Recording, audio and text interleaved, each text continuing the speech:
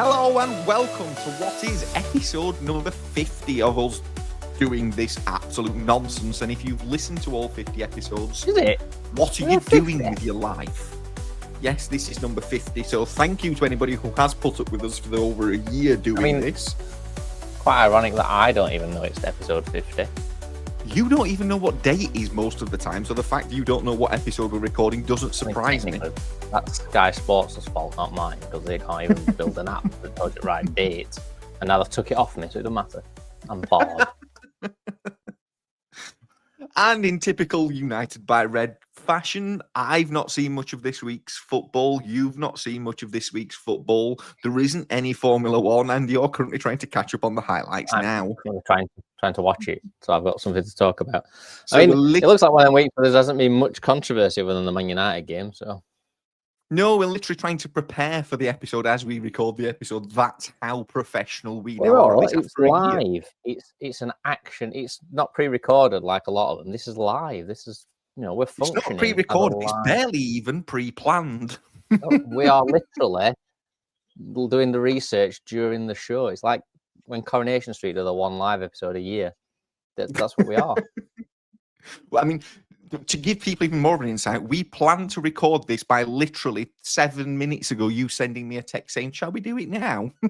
There's not even a planned time for this to happen. Can you imagine the guy at the head of Sky when if we were involved? We'd just rock up at 11 minutes past 9 one day and go, "Shall we record the podcast?" He'd be like, "Oh, got no." I'm like, "We don't need no information. We'll just watch it as we go. Put it up on big screen and we'll talk about it. Wing it and make it up as we tend to do anyway." Yep. But yes, I do think we need to start then quite aptly at the City Ground, Forest Ground, whatever it's called these days. Interesting game. Did you watch it? You didn't get to watch it, did you? Because it's no game. I've seen some of the highlights, but I don't get to watch it. So 7 days ago, we put out an episode with the title Liverpool Crisis, United Revival. That didn't last long, did it? No, we got a draw. I mean, it was a very open game, and we spent most of it in control up until 4 minutes into the second half, where they scored 2 quick goals. I don't know. I'm not too downhearted about it, to be fair. I thought we did all right. We could have. I mean, we had one clear off the line in the last minute to win it. We should have won it. We were good enough to win it, but we didn't.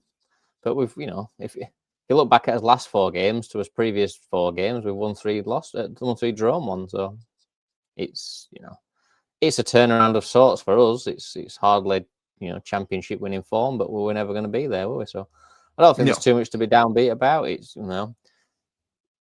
with 10 minutes to go, we were staring at 3 wins and a defeat, and then you're looking at Spurs next week and say 3 wins, 2 defeats, and suddenly is it really a turnaround? But if we can go and beat Spurs next weekend at their ground, then 4 wins and a draw out of 5. I think if you're a United fan, you've got to be over the moon with it. So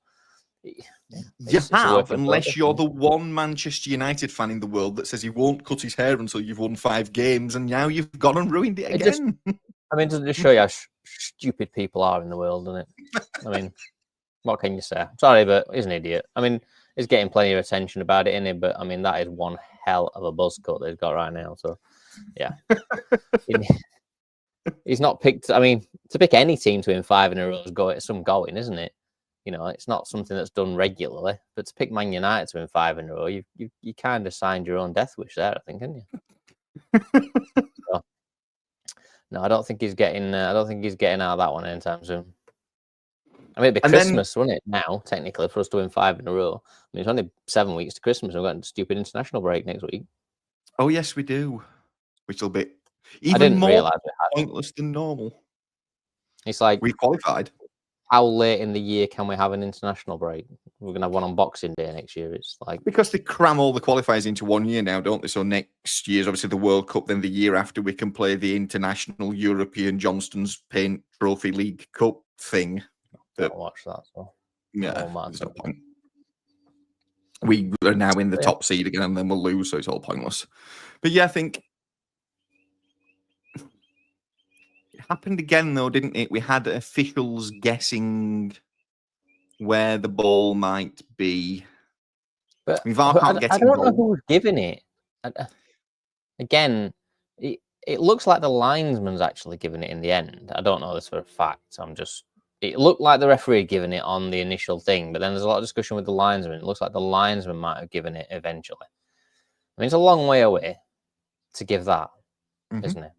It's on the wrong side of the pitch, and we've had this argument before about saying we should have if they want to change things, why don't they have a linesman on each of the 4 sides so you can actually see the ball? I'm not sure how he can see that, whether it's in or out. And I've watched 1,000 replays, and then some guy put a shot on Facebook, and I had to comment on it the other day. But it's not even the camera's not even in line either. Can we just add the camera that we're looking at that people are showing you is at a retrospective angle. It's not perfectly down the line, sort of Hawkeye looking. And people saying it's not how it is out. So we've not got an inline shot, have you? So how do you know? We're all just guessing. There's no definitive answer because we're not looking deadly in line or from above like Hawkeye would. So we don't know. That linesman cannot give that and know that he's got it right. He just can't. Whether he's giving it to me, in or out. If he can't definitely say the ball's out, the ball's in. Unless you can he's got 100% confirm the ball is out of play, the ball is in play, to me. Hmm. It was like the Newcastle Arsenal one 2 seasons ago, where Newcastle's goal stood even though they thought the ball might have been out of play, but it was the same principle. You couldn't prove it was out of play, so play on. And you couldn't prove that was out of play, so play on. And then to me, I've only seen bits of the highlights, but should Forrest have had a penalty? Ahmad jumping with his arms flailing around and it bounces off his arm in the middle of the penalty area? I mean, I'm a Man United fan, so I'm the wrong person to ask, but no, not for me. It was contact with him that sent him sort of backwards. Well, I didn't see it as a penalty. I don't think there was much of a claim for one at the time. There was a few. Our goal got checked for handball. I think their goal got checked for handball. Yeah. I think the referee got checked for handball. Everybody was checked. It's like a security check now. They just check every player for handball at the start of the game. I mean, I haven't seen much VAR controversy this weekend for once. I haven't really seen any football, so I've not seen any. It's great. There's no VAR in my life. It's fantastic. No, I've not seen much. Like I say, Arsenal, didn't they? And just comfortably strolled past Burnley 2-0. Yes, 2-0. And it looked quite comfortable from what I've seen. Liverpool back to winning. They beat Villa. Villa 2-0. I don't know if Jadon Sancho played, or in fact it's just on now. It doesn't look like he is. They beat Villa 2-0. Again, you're probably expecting Liverpool tending to win that, but with the way they've been going. City haven't played. City played today against Bournemouth. So that should be a good game because Bournemouth are a good side. Then Spurs lost to Chelsea at home. Spurs lost 1-0 to Chelsea. Well, yeah, I mean, they were saying how bad Spurs are at home, and Man United go to Spurs next weekend. So I was hoping that continues, and it looked to have a little bit there. So it'd be nice if they're as bad next weekend as they were this weekend. That'd be nice for us to go into the international break again with another win. And there was another game, Leeds, Brighton. Brighton looked like they were back to something like their old selves, having been beat by us. They battered Leeds, and Leeds have been looking quite decent. So yeah, but that was a good performance from them. I think is that everybody we've covered there? Is that every? Yes, it is. Danny Welbeck scoring again. It's crazy how many goals he's now getting. He's kind of, in a weird way, pushing 35, 36 years old, but entering himself into a World Cup debate. I said this to you about 3 weeks ago, didn't I? So it's worrying to think that we might take him because of the situation, but it's almost the case of, if you're going to take people who are in form, can you really say no to him?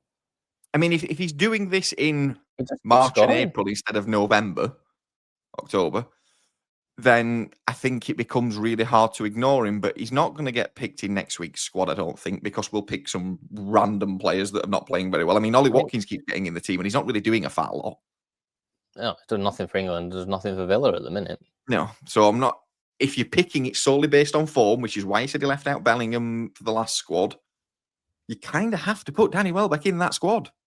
But you also look at the fact that we've only got one other striker in Harry Kane. I can't even name another English striker, and I know there is one, but I can't pick one. Ivan Toney's out in the Saudi league doing. I mean, I'm sorry, but I quite like Ivan Toney, but I'm sorry, but you're not picking a player from the Saudi league to play That's No, just a you're not. no to me. That's just you can't say whether he's in form or not in form. You know, and with all due respect to Ronaldo, Ronaldo is for me the greatest player that I've ever seen and the greatest player to play the game. He's still scoring goals at 40 plus out there at a rate of knots. That kind of to me says that there's a level out there that isn't that great. We're talking No. No. The level of the Saudi league is right up there with the top in the world. Don't you know this? Have you not read what you've been told? I mean, all I can say is I've seen it, and my eyes tell me a different story.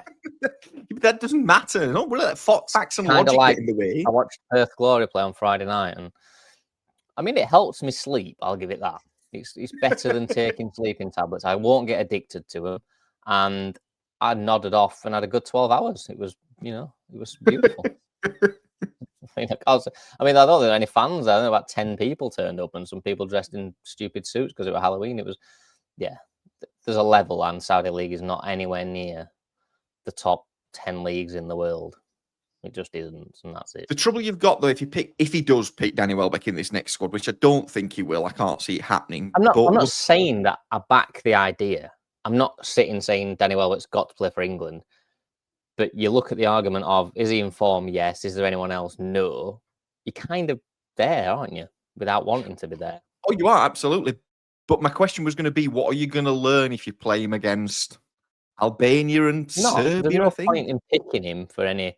I mean, pick him for some friendlies and play him because you can rest Harry Kane. I mean, that's what I've said all along. Why we keep playing Harry Kane when he's in his 30s and we know he's got a long season ahead because Bayern Munich are going to go right to the cup finals in Germany. They're probably going to late in the Champions League. Why are England adding 5, 6, 7, 8 more games to his season, playing him against some minnows in Kazakhstan when we don't need to play him against them? A bit of an internal joke there. So it's to me just. If it's a thought in your mind, do it, but don't play Harry Kane. Don't take him and put him on the bench because that's just stupid. If you're thinking, right, I might be able to take him and we've got a couple of friendlies to play him and leave Harry Kane at home and let him rest. And let's try and think about the summer now rather than being typical England and flying people all around the world to play in these stupid friendlies that we don't need to. They're not helping us now. Anything that England do today, they're not going to come back in June and go, remember how well we played in November when we played Uzbekistan. It's not going to help us, is it? It's just pointless. So just leave them at home, let them rest, and let's plan for the summer. Yeah, I completely agree with you. I mean, some people look at it and go, we've got to, win all games, qualifying if we don't. That's kind of irrelevant now. We've qualified for the World Cup. Pick some fringe players, pick somebody, maybe try a different formation, maybe try a different goalkeeper. No, that's ridiculous. Now that's just stupid. You've been obtuse on purpose. Try a different goalkeeper. We don't need to. If he gets injured, we'll just play him anyway. I'm gonna have to. Why would you ever think about what happens with Plan B? How many times have England been to these tournaments and the big name got injured? Michael Owen, Wayne Rooney. How many times have we got there and then gone, oh, well, we were going to win it if Wayne Rooney played, but he's not playing. We'll take him anyway because we're playing semis. We'll get no tight quarters, but we'll take him anyway because that's the logical idea, isn't it? We'll just take him and then we won't win, and then it'll all come out that he were never fit. We couldn't really play, and we just wasted his time because we didn't have a plan B because we just worked on plan A all summer. It's worrying how you can make a full, long joke sentence out of that because of how true it is and how often we've done it. Every time we go into a tournament, we're looking great. We've got this young prodigy, Michael Owen's there, Wayne Rooney's here, we've got Gerrard, and then they're injured for it, and we just all look at each other like, well, now what the fuck do we do? Because no one thought about maybe they might not be fit. You beg belief that if we're going to go and win a World Cup and Harry Kane does get injured 3 weeks before, I'm sorry, but who the fuck plays up front? You? Is it just me thinking, I don't know what happens here if Harry Kane doesn't play? And I've always said, I'm not sure Harry Kane is the perfect answer for England to start every game because there's certain games I don't think it's his strengths. But if he doesn't start, who the fuck does? I know. Nobody knows. I mean, I would literally have to sit on the sideline and flip a coin between Ant and Deck, I think, and they'd have to play up front because I don't know if I've got anyone else. It's like, how have we come to this? You know, Two tournaments surely. ago, we took Luke Shaw as an injured left back just in Why? case he got fit. The only way we could win that tournament was if we got Luke Shaw playing at left back. I mean, I'm sorry, but if you're England and you need Luke Shaw that badly, we've got problems. Really big problems. And you had 2 years to fix that problem by finding a left back and playing him. And what we did is we just played the same people and then prayed that Luke Shaw might be fit. And he wasn't. So it all went to... we didn't win because Luke Shaw weren't fit. And I'm like, I don't think that was the answer. And I don't know what the answer is because we won't win it. We never do.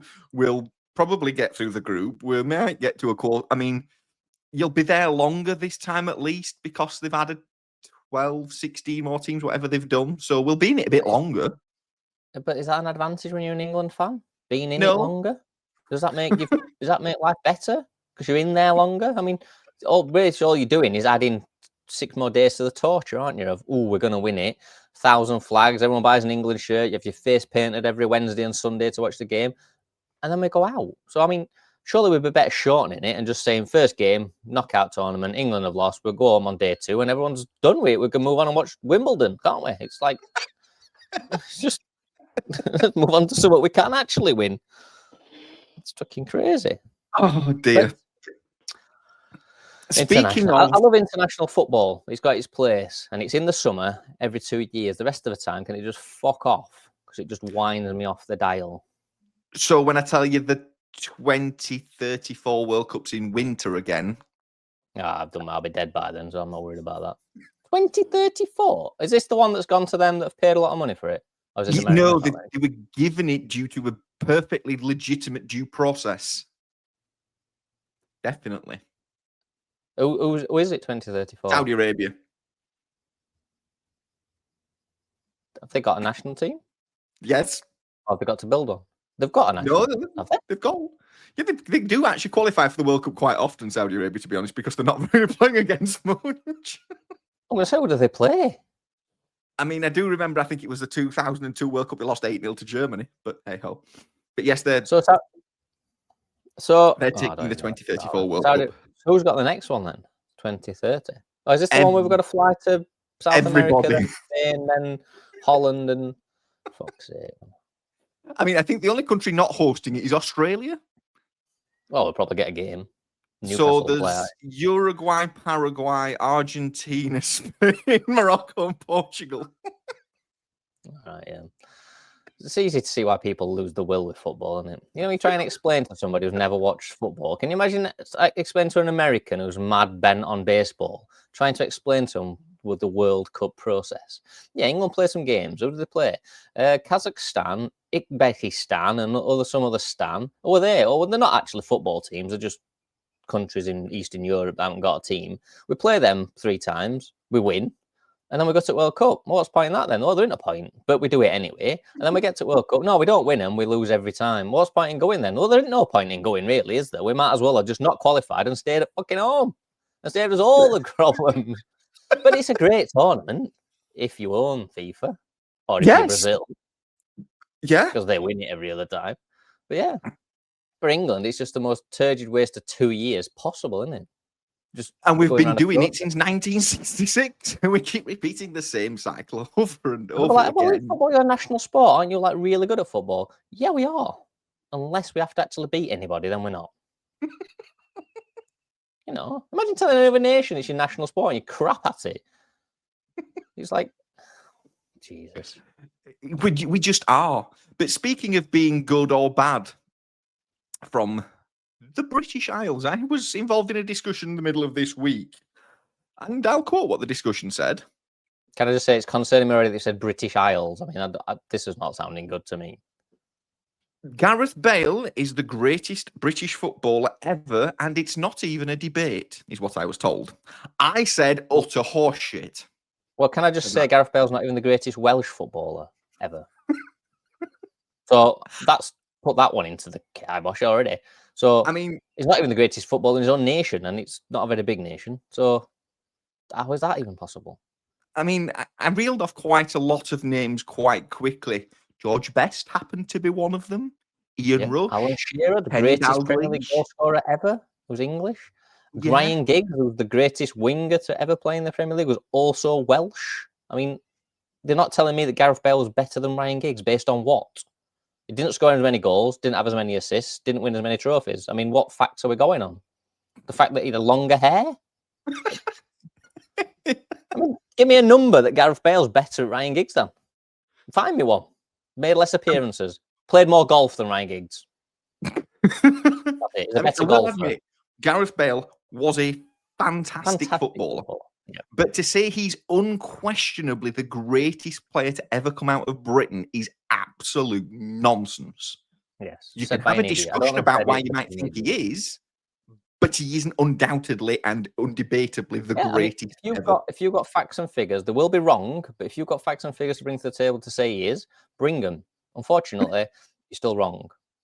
But Gordon Banks, Bobby Charlton, Bobby Moore. The list is ridiculous. I mean, like I say, he wasn't even the best player in the era he was playing for me. In that, it just wasn't. There's just Rooney, such a list of people. Beckham, Scholes, Rooney. Gerrard. I mean, Rooney's 10 times the player that Gareth Bale was, and for longer. It's just, yeah, it goes on. I mean, it's a bold claim. It's very wrong. It's beyond bold to me. I just went off. I'm like, this is just ludicrous. I was about to say he's not even in the top 10. Probably not even top 20 of the greatest. I mean, if we're going greatest over the entire time, nowhere close to top 20. But even in his sort of bubble of a generation of maybe 20 years, I'm still not having it. And if you're looking at 4 or 5 seasons, actual talent, Gascoigne had got more talent. I mean, I know his career went Bobby down Robson. the pan, but Bobby Robson would lace his boots, lick his boots, and then leave him for dead after scoring a hat-trick. I mean, you're not putting Gareth Bale in that category. A very good footballer and a run below the greats, fine. But not even close to that level. I'm glad it's not just me that didn't agree with that sentiment, because I was totally Like I say, confused. you concern me when you said British Isles, because that's never going to end well, because it's always going to be some moronic comment, because the British Isles only comes up when you try to justify something that's wrong. I'm sorry, it does. Nobody claims anything to do with British Isles unless you're saying a fact that's incorrect. It's just what it is. Oh dear, you can tell we don't have much sport this week that we've actually watched, because we've now just descended into. I've heard an interesting fact today going about all this stupidness. Steve Bruce never played for England. How is that even possible? Is that just because he wasn't very good? Steve Bruce was amazing. Never played for England. I mean, it was part of United's Pallister and Bruce partnership for 5 years. Together they played. And Steve Bruce never played for England. I just find that amazing, to be fair. Astonishing. Considering we never won anything in that time. It's not like we were Brazil and we were abundantly winning trophies. I mean, we were probably not even qualified for some tournaments in that time. And yet he was United captain and United's best defender during our pomp. And he never played for England. I mean, I don't know who the England manager was, but he would have been mid to late 80s into 90s, Steve Bruce, wouldn't he? So that would have been maybe Bobby Robson in 92 when we won the league. But I just found that quite. I mean, I'm guessing there will be other people, but I can't think of many people in the modern day that have been great footballers. And you think, oh, they never got a cap. And everyone gets a cap now, don't they? It's just, you're born, you're English, we'll give you a cap when you're 18. It's just the way England are now. We just give them all that, don't we? But yeah, I just found that quite an ironic, quite a weird stat. That's such a good defender. He would have been around sort of Graham Taylor era. I think it was 90 or early 90s England managers were. I'm not that. But it Graham was Taylor. And when I heard it, I thought, wow. Glenn Hoddle with Terry Venables somewhere. He was second favourite to get the job when Sam Allardyce got it for a couple of days. And the joke was that if he'd have got the job, he'd have gave himself a cap and played himself at, I think it was like 44, 45 at the time. He was going to give himself a cap and put himself out there. But yeah, I thought that was just quite a strange one, looking at how good he was and how good his team was that he was in as well. It wasn't like he were playing for a Sunderland. They were playing the best team in the country at the time to never get a game. Quite, just an odd stat. Very, very English. Probably what it's how we roll. That was my answer when I heard it. That sounds about right for England. He's good. We'll get somebody else. They probably played somebody that were half Irish, half Welsh, and 3/4 English or something, didn't we? Instead. When you look back at that era of England, we had a habit of not really playing the best players. I mean, Paul Scholes only ever managed to get 66 caps for England. I mean, I know that's a reasonable amount, but when you look at the player that he was, when you look at Pirlo for Italy, who got 150 or something, I mean, and I don't think I'm wrong in putting Scholes in that sort of bracket. Pirlo and Scholes were, Xavi and Iniesta. He's in that bracket with them. England should have played him week in, week out in his favourite position. I know we had Scholes on that. I know we had Steven Gerrard. I know we had Frank Lampard. But so what? You should, Paul Scholes was one of the greatest midfielders of his generation. And if you're England, you have to play him.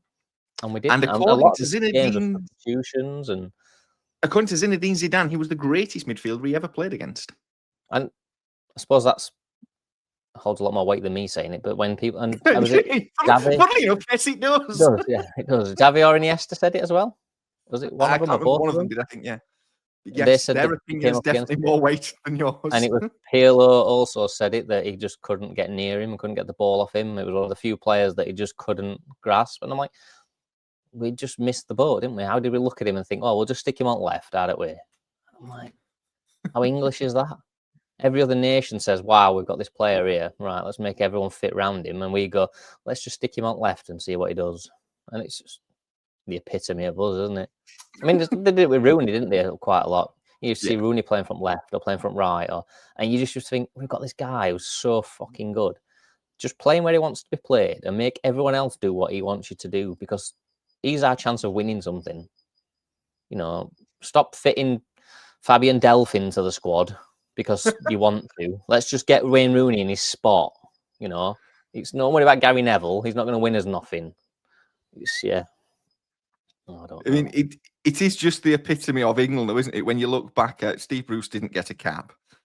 Paul Scholes didn't really get as many caps as he should have done. And a lot of his were substitutes and playing from stupid positions. Like, I think there was another guy as well that they'd said about how many caps he got. Was it Ian Wright? Ian Wright got nowhere near enough. He was ridiculously underutilised. But Emil Heskey managed to get 62 caps for England. Exactly. I mean, I bet Peter Crouch got about 70 and all, didn't he? Because, I mean, but can you imagine Crouch at least deal with? Emil Heskey, the only good game he had is the Germany 5-2 game, and that was the only good game he had in his career of any level. It was like we played him every week. He got 7 goals though in those 60 games for a striker. I bet John Terry got more, didn't he? 7. If you look at Peter Crouch's record, he played 42 times and scored 22 goals. So that was actually pretty damn good. Yeah, well, he was about 95 foot tall and everyone else, wasn't it? 7 goals in 60-odd games. And it gets better. He actually went to 3 World Cups and Euro 2004. I mean, did he win? I know why we never won anything. Because we kept doing that. He's got more appearances at major tournaments than he has goals for England, nearly. And he's playing every 2 years. It's just there, isn't it? I mean, there you go. If you need to know why England don't win nothing, that's your answer. So for any of our international viewers or listeners, which we figured out earlier in the week, there seems to be quite a lot of random countries that listen to us. And you ever wondered why England fail? There you go. The last 20 minutes have proved it to you. Recapped it for you. Let's move on. We make terrible decisions constantly around horrendous decisions, don't we? We're just it's just I don't know. Give up with it. Give up with them. So anyway, let's talk about sport we do like. Oh, there's no Formula 1. When's Formula 1 back? I wasn't leading on to Formula 1. I was going NFL, but then I just realised Formula 1 wasn't. Next weekend, so obviously last weekend was the Mexico Grand Prix. We have a week break. Brazil next week, a week break, and then a triple header into the end of the season. So technically, have we not discussed the Mexico Grand Prix? Was that Monday morning for me? Yes, it was Monday morning for you. So Lando stormed to. Oh, it's me. I predicted 1, 2, 3, didn't I? Max, you did. I got it right. That's the first time in 49 episodes I've actually got something right. I mean, I'm not quite sure how you got it right. Well, I do. Well, obviously, it was my knowledge of the sport and my extensive research I'd done prior to the race. No, it was the fact that Leclerc and Verstappen decided to miss half of the track and not use the corners that were designed. Yeah. Small technicality. Yeah, it was I a. mean, It was. It was one of the better races I've seen recently. It was action packed. There was things happening. It was. I predicted Lando wouldn't lead out of turn one, and I was right. But again, because most of the other cars didn't do turn one, they just ignored it. Yeah, or two, to be fair to most of them. And 3 was only a straight line for most of them as they rejoined after 2, weren't it? I mean, it was they basically started the race at turn 4, which was ironic for some of them because they moan about people not being on the track a lot, and then they went on the track. And then Lewis Hamilton didn't do turn 4 a few laps later. We just ignored that. Yeah, and then ignored the way to come back on quite abruptly. It Drove was off. almost like he went to come back on the right way and then thought, nah. Why bother? I'll just, like George Russell at Monaco, where he just went, well, I cut the corner to get past him. It was almost like Hamilton went, well, I could go down the right route, or I could just join here and get a penalty. And I'm like, even I was watching that thinking, well, that's not the way back on, is it? They don't tend to send you over the grass to come back on. It's kind of. And he didn't even come back on slowly. He just booted No. it. That's what I'm saying. If you were going to come back on at that speed, they'd tend to give you a bit of tarmac to come back on at to make it safe. They don't tend to say to you, when you leave turn 4, can you just come back on across that bit of grass there, preferably quick? 120 miles an hour. That would help. I thought Hamilton drove quite well all weekend, but that was just a moment of madness. I mean, I think we've all got to sit here and say well done to Lando because we've gave him his abuse time and time again for being a bottle job and fucking unbelievable, to be fair to him. I mean, he was about the only person I can praise. So most people missed the track. Most people didn't use the corners. The track allowed marshals on it with drivers, which I'll come back to in a minute. Teams decided to randomly start making pit stops for no apparent reason, and Max Verstappen just went, "Oh, okay, I'll just keep driving then, shall I? Because you're all just got out of my way now." Oh, and just moved out of his way. Lando is basically the only person who just went, "Well, I'm going to do this properly. I'm going to use the road. I'm going to pit the appropriate amount of times. I'm going to drive the car." Well done. Yep. That's you got the concept And he of drove Formula it One. Damn well, didn't he? I mean, at one bit, it was so far in front. It almost seemed like he was 5 seconds in front, then he was 25 seconds in front. It was just awesome, wasn't it? Just I mean, the start of the race, his pace was certainly managed by McLaren. And once they said, "Right, you can go," he did. He just went, "See you, I'm off." Like a fucking bull in a china shop when he just disappeared. And I was looking at one bit and I was like, has he taken one less pit stop than everyone else? Why is he so far in front? He just, bolted and never came back. And that far in front while using all of the corners as well, which was quite impressive. Yeah, which is, I thought it was a very good race, to be fair. It was quite entertaining. It was, I don't know whether this tyre thing that they're doing caused it or whether it was just, I can't remember Mexico particularly being a race I look forward to. It's usually not dull. That. I don't know. It's usually very dull. Very dull, and it was a very good race. There was a lot of stuff going on. They were still reviewing turn 1 incidents in lap 32, which does frustrate me a little bit. I'm like, what have you been doing for the last 48 minutes? Look at it, decide. It's like we pass it from one jurisdiction to another, then review it, and it was just like still going on. Just look, no, it's not a penalty. Move on. Not a penalty. Move on. Why do we take an hour and a half to review these things? But overall, I thought, a great race weekend, and Lando was perfect all weekend. And he now leads by a point, does he? 1 point, yes. I think if you sat here 4 weeks ago, you didn't see that coming. 5 weeks ago, you didn't see that coming. Certainly didn't. Oscar was just running the show, and the only person that looked like he got any momentum was Max. And Oscar looks like he couldn't win a race now if he were only the man on the track. I mean, there's only him and Lance Stroll that couldn't win if there were only men on the track right now. And Lando just looks like he's, I don't know, very honest. It looks like he's been adopted by an Italian family, doesn't he? Doesn't look very English suddenly. It's like, that's not what English people do. We don't see that deficit and have one race and think, I'm just going to go out there and drive the knackers off it. We normally go, see that deficit, I'm going to crash and then double the deficit. We normally make it worse. And brilliant. Well done to him. I think Brazil's massively important though. There's a chance of heavy rain. Brazil this Could weekend. I thought it was yes, Vegas. a week Is it today. No, Brazil? Vegas is 2 weeks. Right. So it's Brazil. Oh, I love Brazil. Because why would we be in Northern America and then stay in Northern America? Of course, we'll go to South America and then go back to North America. I'm surprised we've not got a race in Spain or something next week, just to so nip home and pick some parts up on way for Lance Stroll. I love Brazil. One of the best races of the season. Always, especially if we get a douse in a rain. I mean, it's literally. Lance Stroll will be off at turn 2 again, 3. Oh God, he won't even make the start, and Max will win by an hour from last because it rains, and he's the only person that can drive around Brazil in the rain. Apparently, it's fantastic, Brazil. I love it. Yeah. Lance Stroll's not going to look forward to that one. No. So, is he going to win it now? What we're thinking? What's your thoughts?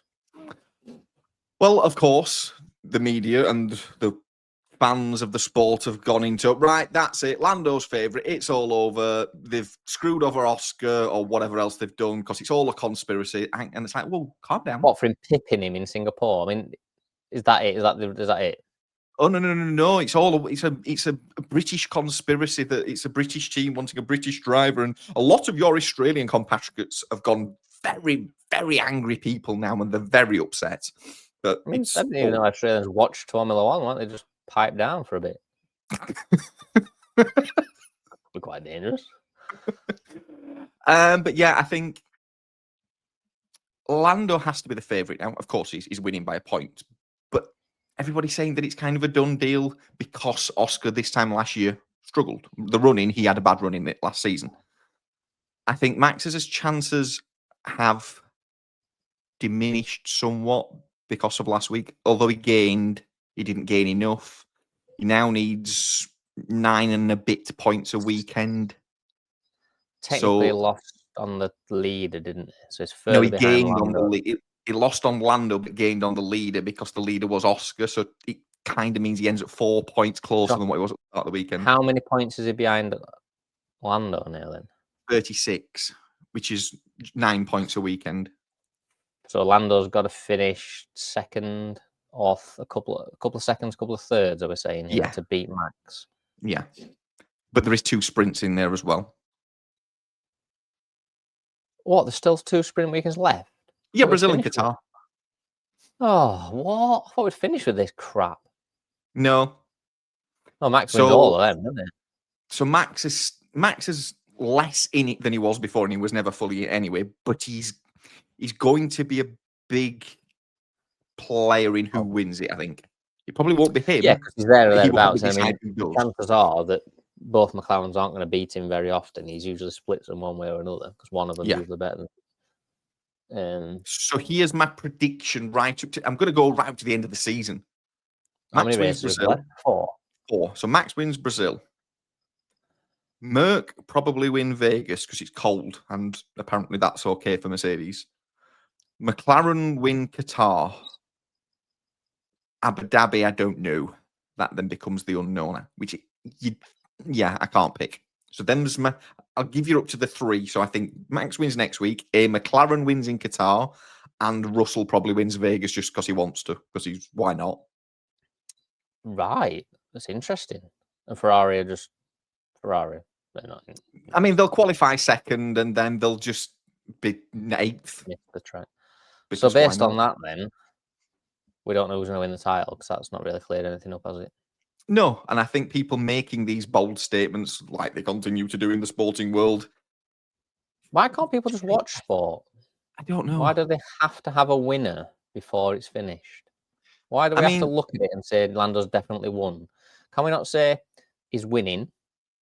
Let's watch the next race and see what happens. It's like, well, this has been my approach the whole year. So when this season started, it was like Red Bull's a tractor. They're going to be nowhere near. It's a terrible. I'm like, let's let it play out because that car's not that bad. They've just got a few issues with it. It will get better. Win a title and then next season with a 3 wheels on my wagon type job. Do you? You tend to have. So yeah, I do find it's becoming more of a thing in sports fandom of people make absolute statements very quickly. This has got to happen, or going to happen, and will happen. And let's just watch. Yeah. It's Shall we just flexible. wait for the next 4 races to play out, and then you can decide who's won it by deciding who's won it?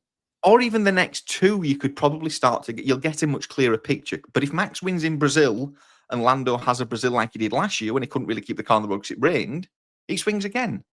Yeah. And McLaren were terrible in Vegas because it's cold. If that happens again, it swings even further. So all of a sudden, we could have within the next 3 weeks, because we've got Brazil week off Vegas. How can your car be bad in the cold? I understand why it can be bad in the hot because you've not got enough cooling. How can your car be bad in the cold? What does the cold weather do to your car? Well, it's not necessarily that McLaren becomes bad. It's that other cars are better in cooler conditions. So Merc doesn't burn up its tyres the same, and it just works in cooler air.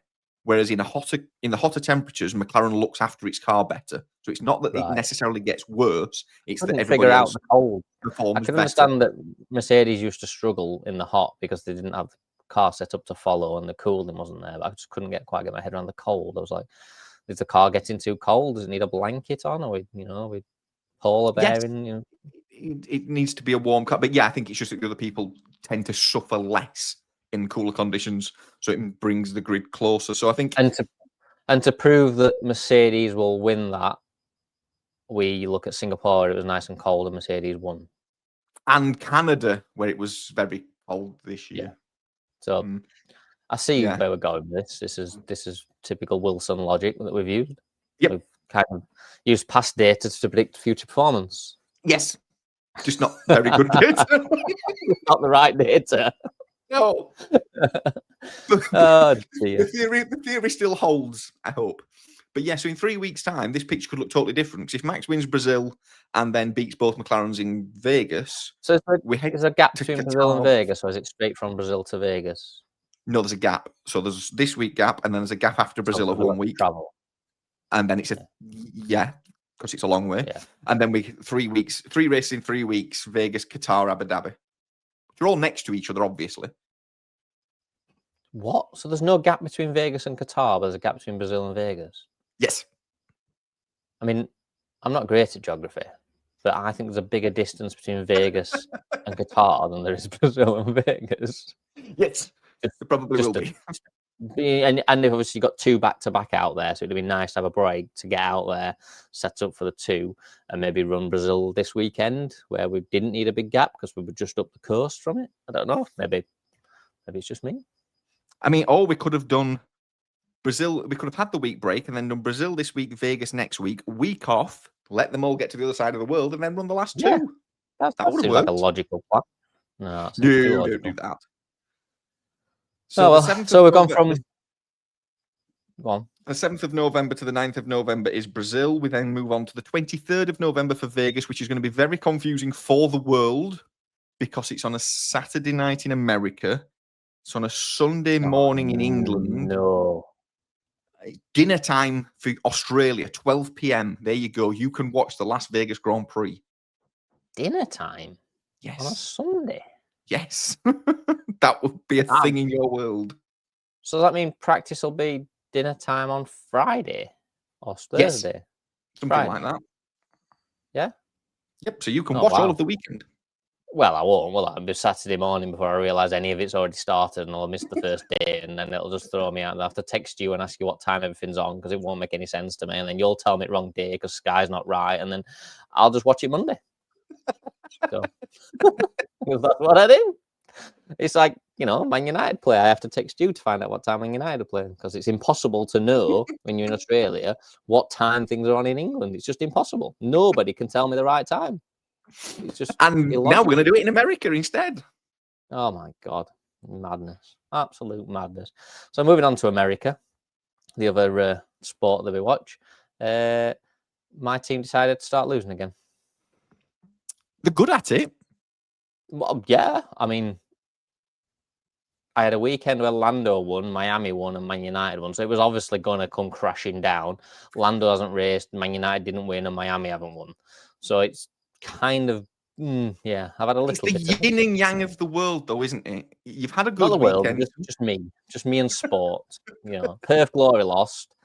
Lando's not raced. That's every Man week, though. Drew, and Miami have lost again. I mean, they haven't lost, they got battered, can I just add? Absolutely annihilated.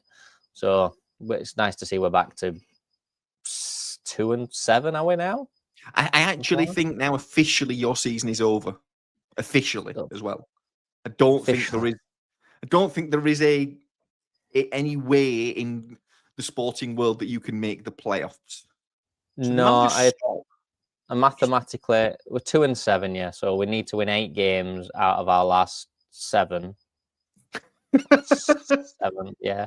Yeah. So we need to, we need to win. We either need to win 8 out of 7 or 9 out of 8 anyway. So we're going to struggle.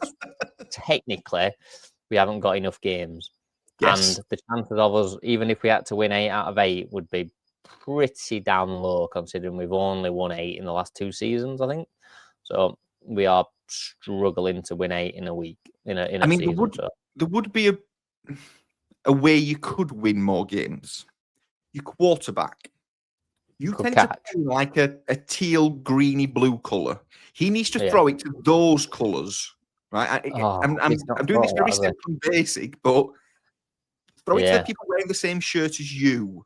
He had a mare. There was one bit where I almost thought he forgot which hand he was throwing with because he went to go right-handed and then went left-handed, and I was like, "Did you just forget there that you're actually left-handed?"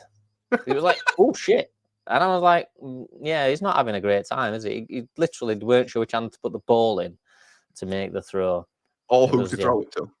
Or which direction. I mean, just throwing it in the right direction would be a start. But yeah, it was one of them games where they scored, we kicked conversion, and then that was it. That was kind of the end of the game for us. We kicked one more conversion in the first half, and that was the game done. It was like, there's no real... For everybody in America, I apologize. When he says conversion, he means field goal. I forgot what it was called. To be fair. I've gone between rugby and NFL. It's all the same shaped ball. It goes between posts, and it's all conversion. It's not a conversion, is it? Not a conversion. So you boys not playing this weekend? I can't seem to find. No, we are on our bye week. So it's the Chiefs and the Bills this week. I mean, it's a good job we're on our bye week because Saquon Barkley, who had his best game of the season last week, decided to limp off with a groin injury, and I got very concerned. That's concerning for you guys because he does score. Yeah, Chiefs and Bills is the big one. Vikings and Lions as well. Although Vikings are struggling, aren't they? So who is the big team? To be fair, Bigsby, who came in to replace Barkley last week, ran for over 100 yards in like a quarter and a half, which was pretty impressive. I mean, can we say you're one of the favourites? I think we've got to, haven't we? Well, we are the Super Bowl champions, so... The Bills and the Chiefs will play each other. One of them will... what will be 8, 5, 6, 7. If the Bills win it, they're looking pretty good. They'll be like 6-2, have a game in hand on the Chiefs as well. So that puts them really strong, doesn't it? I'm just trying to think who else is a strong team. What seems to be this year, which I don't think I've noticed I didn't realise it happened as much last season. There's a lot of very good teams this season, but there's also just a lot of very bad teams. There's very few in the middle. So the Colts are 7-1, the Broncos are 6-2, we're 6-2. The Packers are 5-1, or everyone's 1-7. It's just like there's not really many in between teams. I don't remember the Titans being. I don't remember the Titans being 1-7. I'm sure they were like doing all right one bit, and they're 1-7. The Jets did get a win, didn't they? But then they lost again. So they're something like 1-8. Miami are one of the worst teams I've watched play American football until I watched the Jets. I I watched that documentary. It was so funny that all the Jets fans were like, we could go to a Super Bowl last season, and yet they had a shocking season, and then this season has been worse. It's like, and all of a sudden, thinking you're going to the Super Bowl to being the worst team in the division. It's a bit of a disparity. It's like Man City getting relegated, isn't it? It's like, where the fuck does this come from? All of a sudden, New England are good again. 6-2. Yeah, I don't know. Don't know where that's good. I mean, it's like the Colts. I mean, I can't say I've ever watched an NFL game with the Colts in it, and yet they're probably the best team in the league at the minute, are they? 7-1. And all of a sudden, New Orleans are worse than you as well. They're 1-7 this year. It's crazy. Yeah, I didn't even notice that. Again, I've never noticed that. I don't know, but I haven't really watched them. But I mean, it looks like it's gonna be quite close for the playoffs and the wild card. Yeah, it looks like it's going to could go right down. I mean, we're not halfway through the season now. We are. Well, week 9 will be halfway through the season. Are we week 9 this week? Are we? It's week 9 this weekend, yeah. Yeah. And all of a sudden, Jacksonville are not the worst team ever. They're 4-3 this season. I mean, they were horrendous. The amount of people that haven't got their starting quarterback is quite. I've been watching this documentary on quarterbacks, and it was quite. When you're looking like, oh, is he there now? And you look, I googled some of the quarterbacks, and there's like 3 or 4 teams that haven't got the starting quarterback. And they're paying these guys like £80 million a season, and they're not there. They're injured, and I'm like, that's a bitter pill to swallow, isn't it? I mean, some of the money these quarterbacks get paid. Is it? Dak Prescott's one of the highest paid, and he's on something like £120 million a season. I'm like, what the? On the flip side of that, Miami would probably be better if their quarterback wasn't there. Well, he wasn't there last season, and we were bad. He's come back this season, and we're technically worse. I'm not really sure where you go with that. He's like, yeah, he's kind of like, it's like getting your star striker back and then scoring less goals, isn't it? It's like, I'm not sure. I mean, talking about the manager going, and we're going around this circle again of we'll sack Daniel. It's like if the quarterback can't throw the ball to his own player, is that really the coach's fault? It's like Dallo putting it over the bar in an open net against West Ham. Can you blame Ten for that? Can you blame the guy's only job is to throw a ball? I know I'm simplifying it there, but he's in his mid to late 20s, and his only job is to learn to throw a ball between 5 and 50 yards to his teammate, and he can't do it. And it's kind of well, it's not really anyone else's fault, is it? You know what I mean? And he's probably paid lots of money to do that as well. And he's paid multiple millions of dollars a week to throw. I mean, did you watch Patrick Mahomes the other day make that pass? I'm not even sure how to describe the pass to you, if I'm honest. It was more of a shovel pass. Yeah, that diving flip scoop thing. Yeah, and I was like, our quarterback can't even throw it standing still to his own player. Yet you're sort of mid-turn, diving forward, and then scoops it up like you're throwing a tennis ball back to the player who's going to serve. And I'm like, what the hell is going on here? He can do that. Yeah. I watched the highlights of the Chiefs game, and I watched that just in total amazement. I'm like, how have you? I mean, I'd have ended up crumpled on the floor with a broken spine, even attempting that. Yeah, it was a. And you made it work. Crazy play, and then I mean, yeah, I think I'm gonna have to discount the Colts. I don't know why, but I'm just gonna have to because I don't know anything about them. I don't think I've ever seen them play. They're just not a team I'd ever think, oh, I'll watch the Colts. I mean, it's only because I look at the league that I know the Colts are an NFL team. I mean, I know nothing about. I couldn't tell you one player that plays for them or who they've even played this season. So looking at that, it's the Chiefs. This is a new low even for us. We're not great at predicting things, and you're now discounting the Colts. And I'm just going to get this clear, so they can't be good just because you've not watched them. I've not watched them, so they can't be very good. They're not on my when you have Amazon, you have that watch list. They're not on my watch list, so they're not a priority. So they're not winning it. They're discounted. So for the rest of the league, the Colts might be the team to watch because they're probably going to do well. For anybody else, yeah. I mean, obviously they look like they're doing well, but maybe it's just a false dawn. I don't know. Maybe it's just like a false dawn. They're 7-1. Well, it shows you how much I know about NFL. So, is there an early game today? Have I got no early game? So the Colts are playing the Steelers. I mean, I won't watch it, but it'll be a fantastic game. But yeah, so I'll just stick with the 3. It's got to be one of the big 3. It's you, it's the Bills, or the Chiefs. I mean, the Chiefs are 2 defeats away from struggling to make the playoffs as much as they are good. They're 5-3 now. 5-3. Lose to the Bills some point in the next 24 hours. They'll be 5-4. Another defeat next week, and they're 5-5, and it's like 5 games to go. No. 7 the chances are they're not going to win their division if Denver keep playing the way they are, because Denver are 6-2. Miami are in it. But looking at that, you'd say the Chiefs are going via the wild card now, because you'd think Denver, if keep playing the way they are, they're going to win the division. Broncos are flying. They're playing the first game tonight, don't they, against Texans? Yeah. I mean, we're probably going to win the NFC East just because the rest of them are terrible. I mean, the nearest challenger are 3-4. Yeah. So. Because we're in that league. We're in that little group of one team good, other teams bad. We're 6-2. Nobody else has got a winning record. I mean, all you've got to do literally is win 6 games a season to get the playoffs, and it's mathematically impossible to get in with 6 wins, but you would do it just because everyone else would only get 5. It's literally, you'd find a way of everyone else losing every game, wouldn't they? I mean, it's a strange dynamic, the NFL, isn't it? Because you don't play the teams in your league like you would do in any normal. It's like having a World Cup group and you still play other groups. It's a very odd dynamic, but I do think it works as well. I think it's got its merits as much as it's probably got a few downfalls. And then your divisional games are like your big games, aren't they? Where you play like the primetime games and the show. So yeah, it does have its ups and its downs. Like, see, it's difficult once you get behind because it's not like you can look and think, well, we've got 2 games against them to catch them up, because you might not play them this season, or you might only play them once this season, or you might play them 4 times this season. I think, shit, I've got to play the Chiefs 3 times or something. You know, it's like it could just be totally different depending on which group you fall in and how your fixtures fall. So it's a bit of a. Or you could just be Miami, and it's irrelevant which group you'd be in because you'd just lose them all anyway. But the weather's nice. And that's the only reason we all support Miami, because we want to go there one day for the nice weather. So yeah, I look forward to it again. It's been a bit of a bad weekend, not a great weekend for sport. It seems to be not a lot happening, so I'm looking forward to the NFL kicking off.